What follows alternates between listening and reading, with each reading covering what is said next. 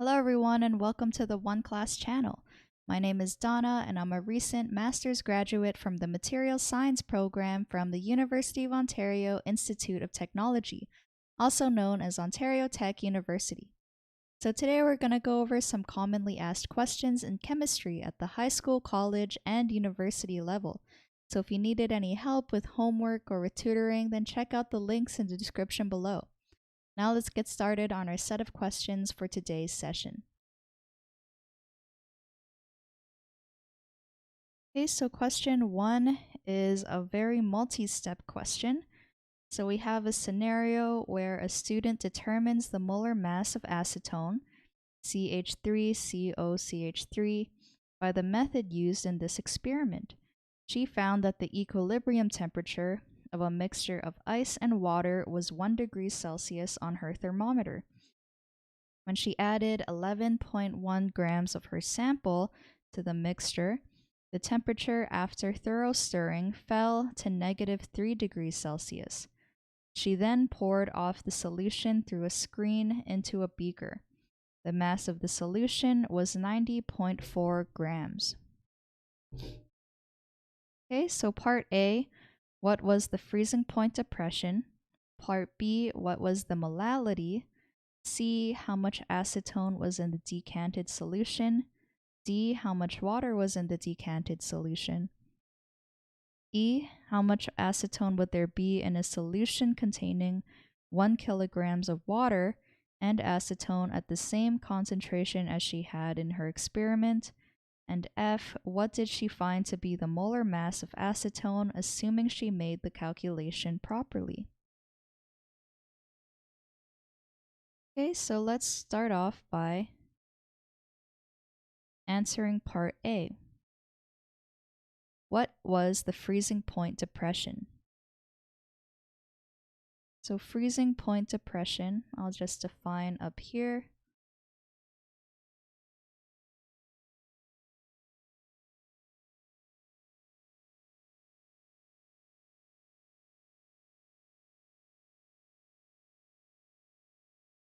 This is the degrees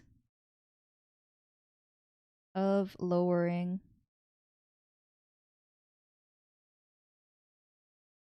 of the temperature.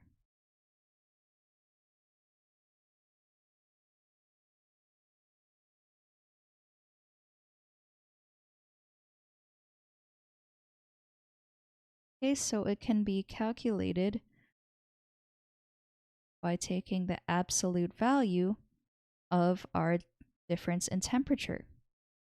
So delta T is equal to this T final minus T initial. And these bars on either side of the equation tell us that even if the value is negative, we're only interested in the temperature difference. So T final was -3, and T initial was 1 degree Celsius. So delta T was 4 degrees Celsius, which is our freezing point depression. So part B asks, what was the molality of acetone? So since we have the freezing point depression, we can also use the equation where the freezing point depression is equal to Kf times molality times I, which is the Van Hoff factor. So let me just label all of these values. So Kf is known as the cryoscopic constant, and we need to find it for water.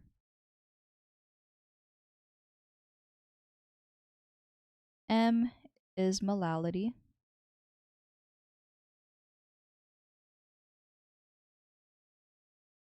And I is something called the Van 't Hoff factor.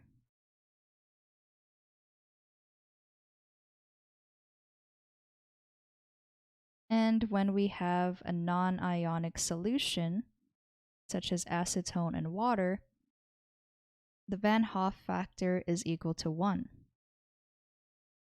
So now I'm also just going to search the cryoscopic constant of water.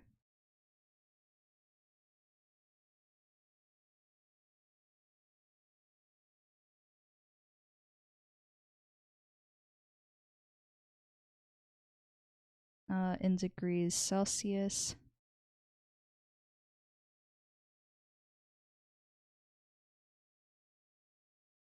So it's around 1.86 degrees Celsius over molality.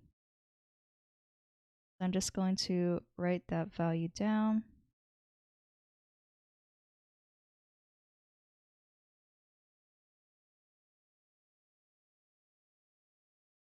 And now we can plug in our values. So delta T is equal to 1.86 degrees Celsius over molality. And we're trying to search for molality. The Van 't Hoff factor is equal to 1. And delta T we solved in the previous step, which was 4 degrees Celsius. So now if we solve for molality, we get molality is equal to 2.15 m.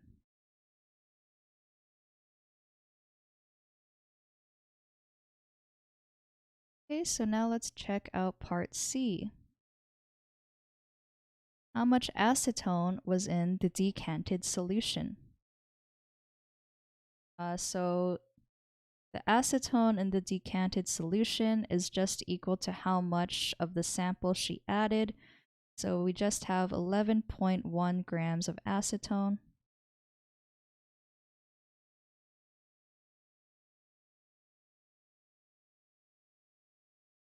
And part D asks how much water was in the decanted solution.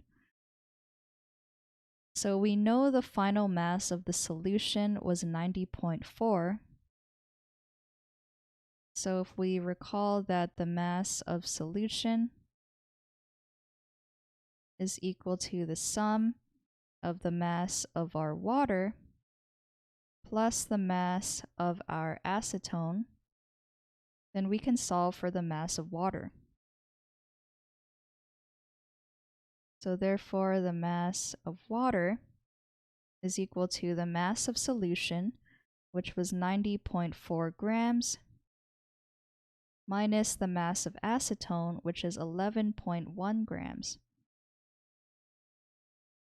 So then we get 79.3 grams of water. Okay, so now for part E. How much acetone would there be in a solution containing 1 kilogram of water and acetone at the same concentration she had in her experiment? Okay, so let's say we had a solution of acetone.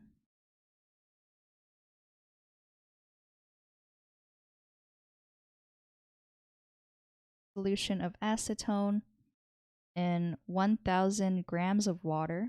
So I just converted kilograms to grams so that everything is in the same value. And we wanted to have the same concentration as our experiment. So our mass of acetone in the experiment was 11.1 grams, and the mass of water in our experiment was 79.3 grams. So you can see we just have like a little ratio showing mass of acetone to mass of water. So we end up getting a mass of acetone equal to 140 grams. So this is in 1 kilogram of water if we wanted the same concentration. So now, for part F, what did she find to be the molar mass of acetone, assuming she made the calculation correctly? Okay, so let's say we had 140 grams of acetone per kilogram of water.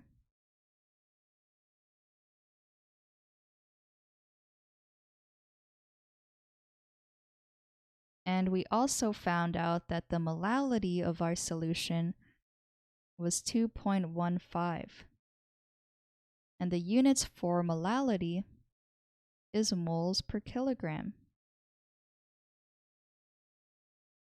So if we divide the two, then you'll see that the kilograms will cancel out, and we're left with our units in grams per mole, which is molar mass. So we end up getting 65.11 grams per mole. Okay, so that answers all of the questions. And the junior tutor said that the freezing point depression refers to the degrees of lowering the temperature. This will always be a positive value. Thus, the answer was 4 degrees. What was the molality? So freezing point depression is related to the molality and the cryoscopic constant of the solvent as given by the equation. Where Kf is the cryoscopic constant, m is molality, and I is the Van 't Hoff factor. So the cryoscopic constant of water was 1.86, and for non-ionic compounds, the Van 't Hoff factor is equal to 1. So they got a molality of 2.15. See how much acetone was in the decanted solution. So we assumed that the sample she added was just pure acetone, which was 11.1 grams. How much water was in the decanted solution is just the difference between the mass of solution and the mass of acetone. So they also got 79.3 grams of water. And then how much acetone would there be in a solution containing 1 kilogram of water and acetone at the same concentration? Okay, so they showed out the conversion factors, how if we had 11.1 grams over 79.3 grams, then we would just convert it. And they also got 140 grams of acetone. And then finally, what did she find to be the molar mass of acetone, assuming she made the calculations properly? Since molality is moles per kilogram of solvent and 1 kilogram of water has 140 grams of acetone, then and then they summed it up and got 65.11 grams per mole. So this solution is correct.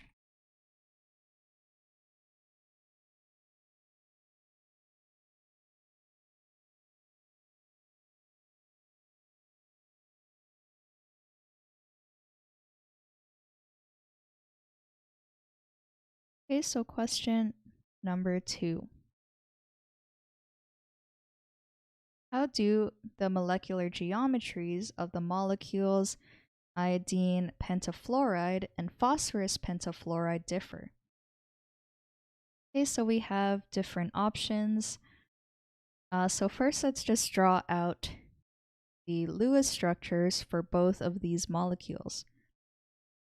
So first, we'll focus on iodine pentafluoride. And to find out its Lewis structure, we need to calculate the total number of valence electrons in this molecule. So iodine has 7 valence electrons, and fluorine also has 7, And since we have 6 fluorine atoms, we multiply that by 6, and we get a total of 42 electrons. Okay, so now that we have the number of electrons, we can try to draw out a skeletal structure for this compound. So we can draw iodine with 5 fluorines that are single bonded and show all of the lone pairs.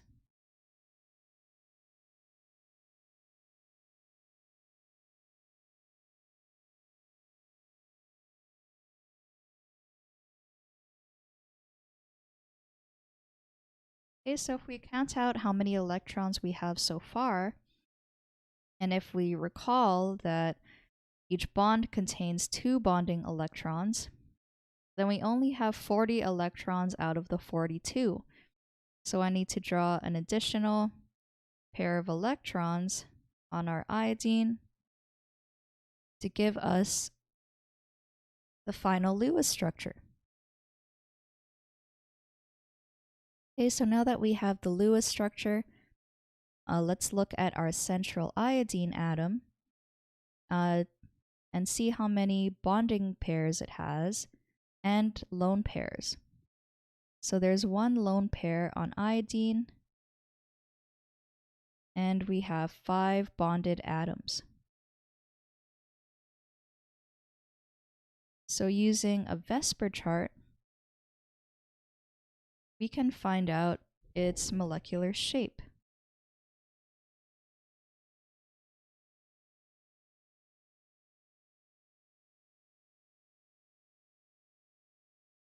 Okay, so when a molecule has, on the next page, 1 lone pair and 5 bonded atoms, we get a square pyramid shape.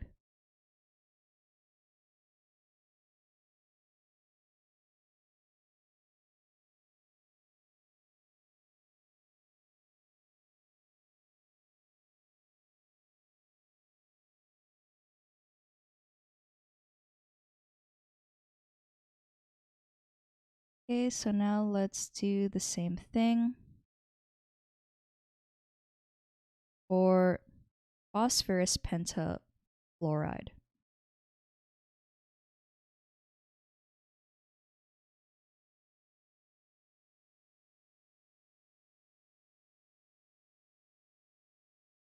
Okay, so again, we need to calculate the total number of valence electrons.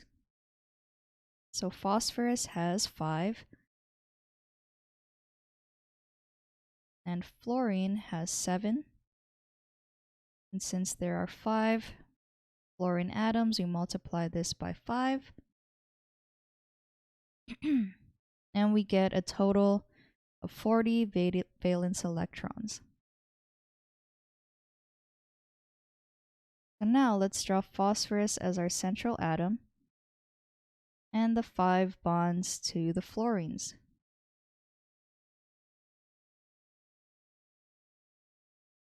And we'll also draw in all of the lone pairs.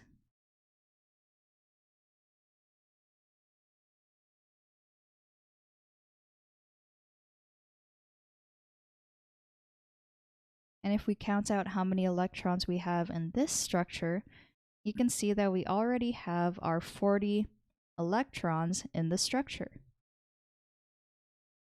So again, we can analyze the central atom to figure out the molecular shape.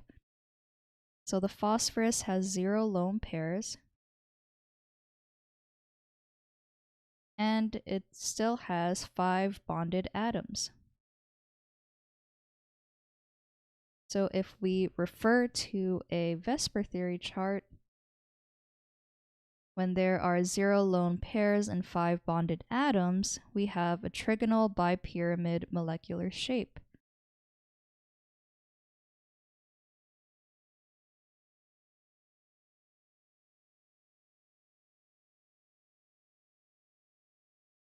Okay, so now let's see the options that they give us in the question.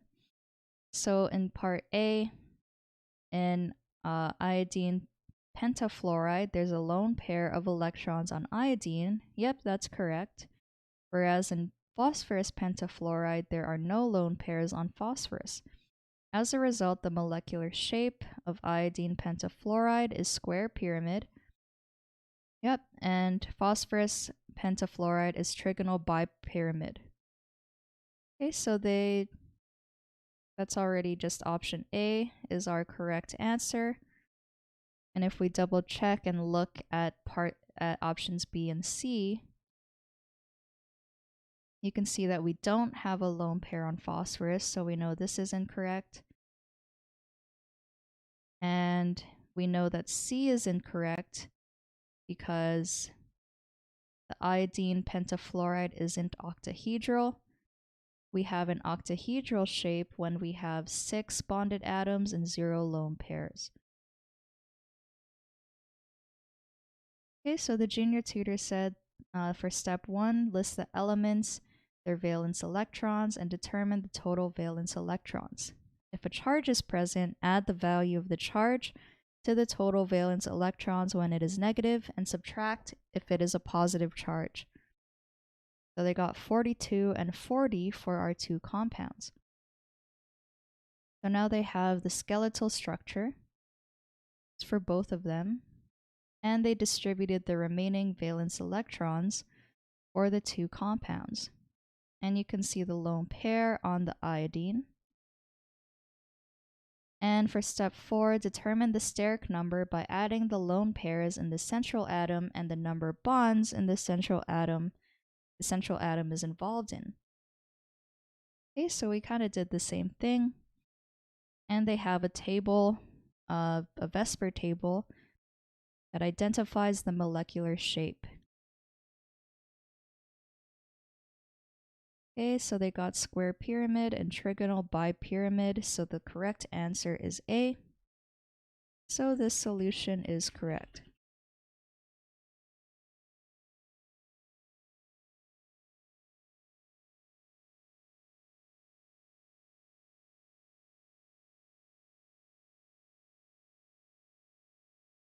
Okay, so question number 3. What is the Lewis structure for N2O4? Okay, so first let's find out the total number of valence electrons, since this will help us write out the Lewis structure for this compound. So nitrogen has 5 valence electrons, and since there are 2 nitrogen atoms, we multiply this by 2. And oxygen has 6 valence electrons, and we multiply this by 4. So this gives us a total electron count of 34 electrons. Okay, so now let's try to draw a skeletal structure. We have our 2 nitrogens that will be bonded together. And we can show each nitrogen having 2 bonds to the oxygens.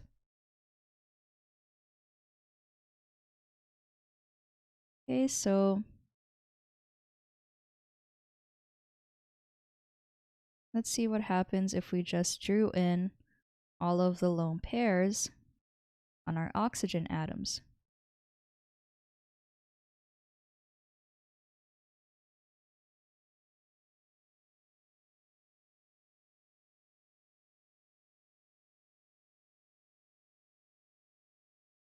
Okay, so if we look at all of the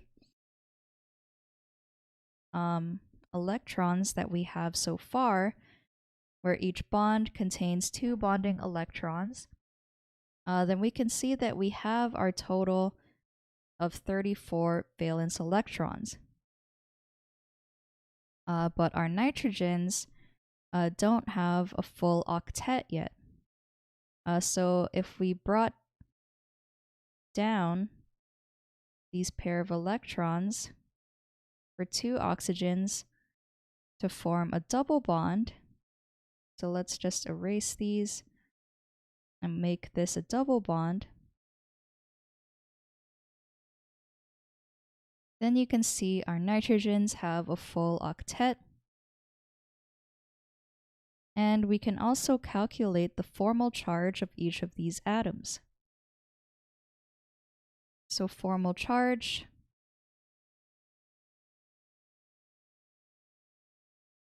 is equal to the number of valence electrons minus the number of non-bonding electrons minus the number of bonding electrons divided by 2. So first let's calculate the formal charge of a single bonded oxygen.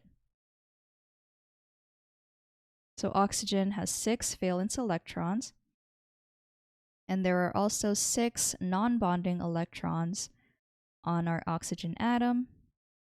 And since there's only a single bond, we have 2 bonding electrons divided by 2. So each of the single bonded oxygens will have a formal charge of -1. So let's draw in the charges. And let's also calculate the formal charge of a double bonded oxygen. So again, there are 6 valence electrons, and this time we have 4 non-bonding electrons. And since there's a double bond, we have 4 bonding electrons divided by 2. So each of the double bonded oxygens have a formal charge of 0. So now let's calculate the formal charge on our nitrogens. Nitrogen has 5 valence electrons, and there are no lone pairs on either of these nitrogens, so we just write 0 for non-bonding electrons, and each nitrogen has 4 bonds attached to it. So we have 8 bonds in total divided by 2, which gives us a formal charge on nitrogen equal to +1. So we can draw in our nitrogens having a +1 charge, and if we were to add up the overall charge of our molecule, then you can see that they cancel each other out. Since we have 2 negatives and 2 positives, we have an overall charge of 0 for our molecule, which is good since we know we have a neutral molecule. Okay, so this is the correct Lewis structure for dinitrogen tetroxide. And the junior tutor said, when we draw a Lewis structure, we first write the possible skeletal structures of the molecule.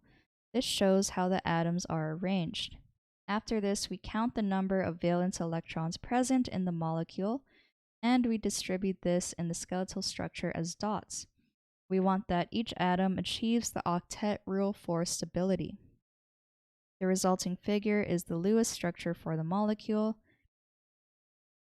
Okay, so they have the correct skeletal structure and drew in all of the bonds and all of the lone pairs to get the final answer. Okay, so the charges weren't included, but I'll just say that down here. So this solution is correct.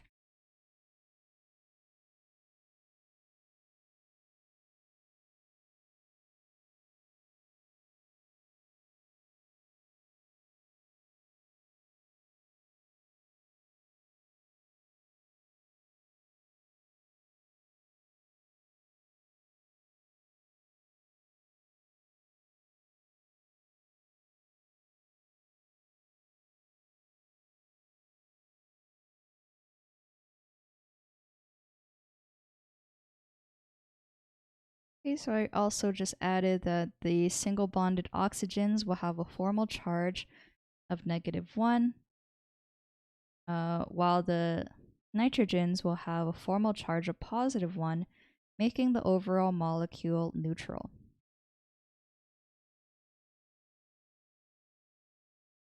Okay, so question number 4 says, what is the Lewis structure, hybridization, polarity, molecular geometry, and also bond angle of oxygen difluoride?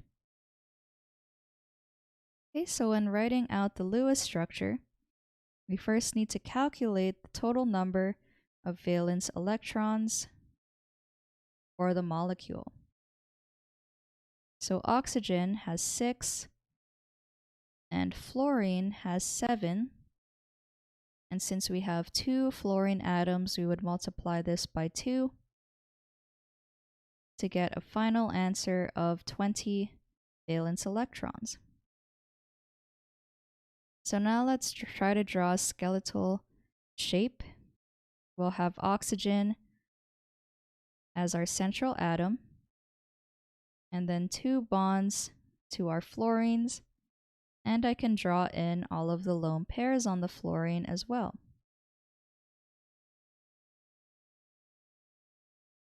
Okay, so if we recall that each bond contains 2 bonding electrons, then in total, for this structure, we have 16 electrons drawn out of the 20.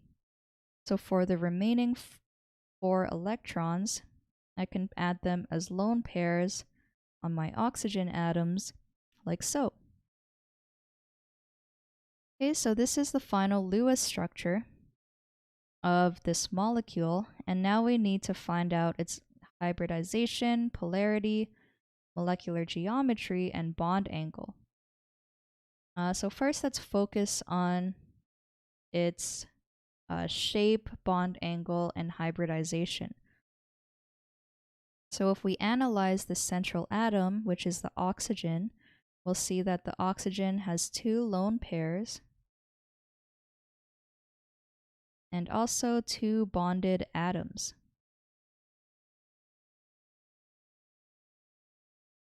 So using a Vesper table, we can find out its molecular shape and electron geometry. So when we have 2 lone pairs and 2 bonded atoms, we have a bent molecular shape.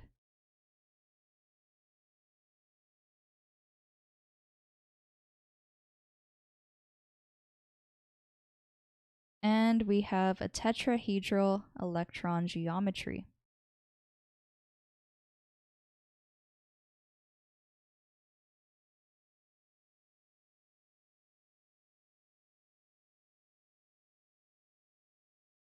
And also, the bond angles between tetrahedral shapes or electron geometries is around 109.5 degrees. And this means that our oxygen is sp3 hybridized.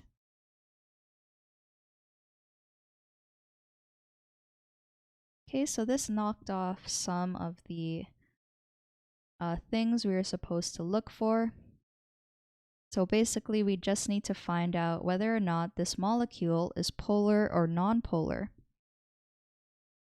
So first, let's find out if the oxygen-fluorine bond is polar or nonpolar. So to do that, we need to calculate the difference in electronegativity between our fluorine and our oxygens. So let's look up electronegativity values.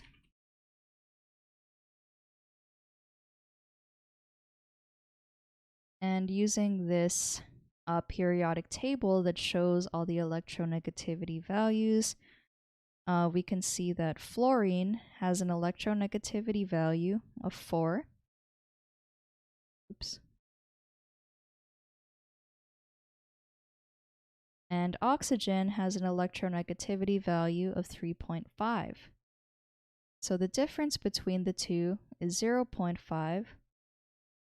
So therefore, the fluorine-oxygen bond is polar. And we know that because the difference in electronegativity is greater than 0.4, but it's less than 1.69. So now that we know that the bonds are polar and the fluorines have a significant dipole moment kind of going towards them, we can show the dipole moments in our structure like so. And because of the bent shape of our molecule, we can also see that these dipole moments don't cancel out. So we have an overall non-zero dipole moment like so. So therefore, this molecule is polar, and this is because its bent shape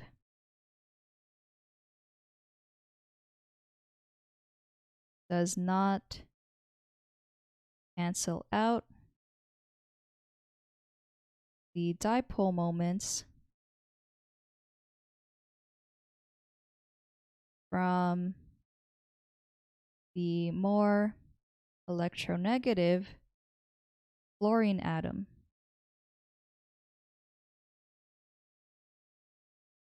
And I'll also just add up here that this is called a non-zero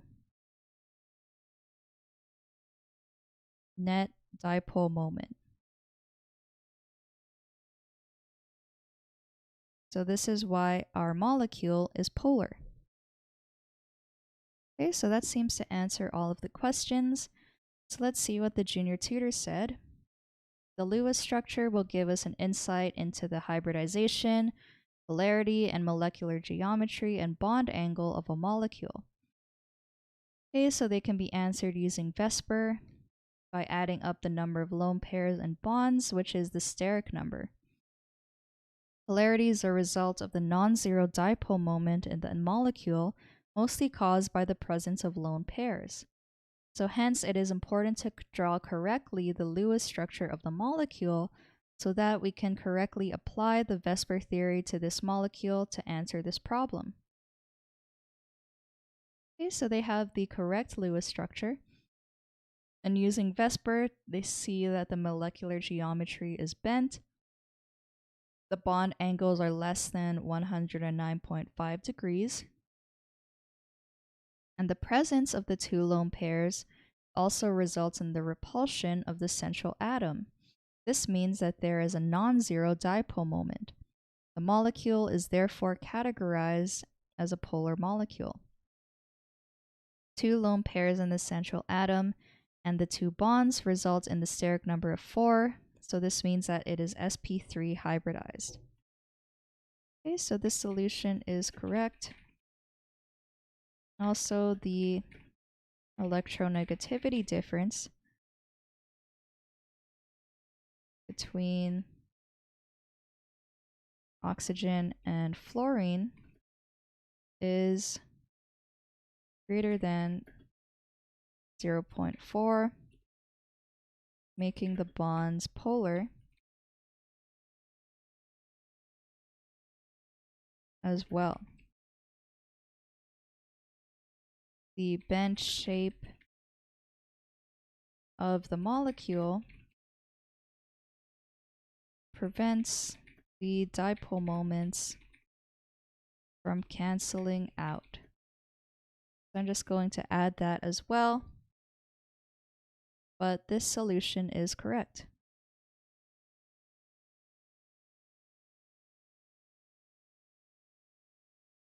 Okay, so question number 5. What is the correct name for the compound CS2? Dicarbon sulfide, carbon disulfite, carbon disulfide, or monocarbon trisulfide? Okay, so first we need to find out the type of compound we have. Since depending on the compound, whether it's ionic or covalent, they're going to have different rules in naming them. So if we see here, we have carbon and sulfur, which are two nonmetals. So therefore, we have a binary covalent compound. So when naming binary covalent compounds, we first need to name our first element.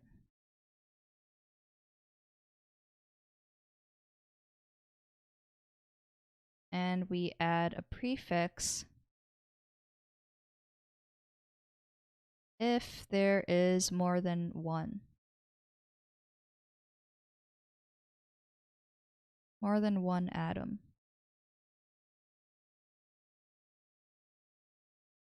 Okay, so in the case of the carbon, since there's only one carbon, that means we don't need to write a prefix in front of it. So the second step is to name our second element. And typically with the second element, we always want to add a prefix.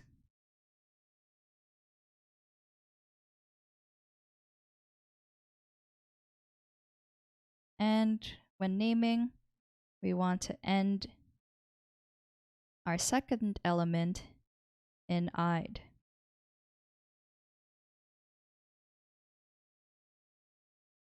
Okay, so let's list all the different prefixes we could have. When we have one atom, it's mono. When we have two, it's di. 3 is tri. 4 is tetra. 5 is penta. 6 is hexa.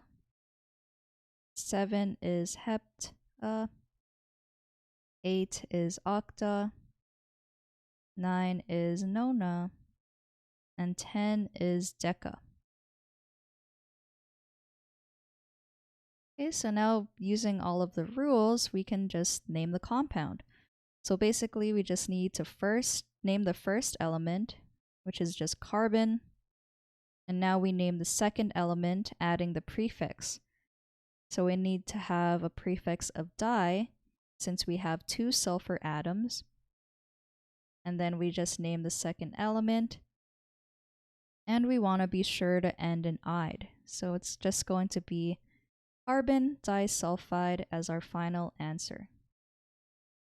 So therefore, this is option letter C. Okay, so the junior tutor said step 1, name the first element as is. Step 2, name the second element but add the suffix "ide." So it's sulfur and will be referred to as sulfide. Add the appropriate number of prefixes based on their subscript. So carbon is just carbon, sulfide is now disulfide. So we combine the two names, therefore it's option C. So this solution is correct. I'm just going to also add, typically, if we have more than one atom for the first element, in a binary covalent compound,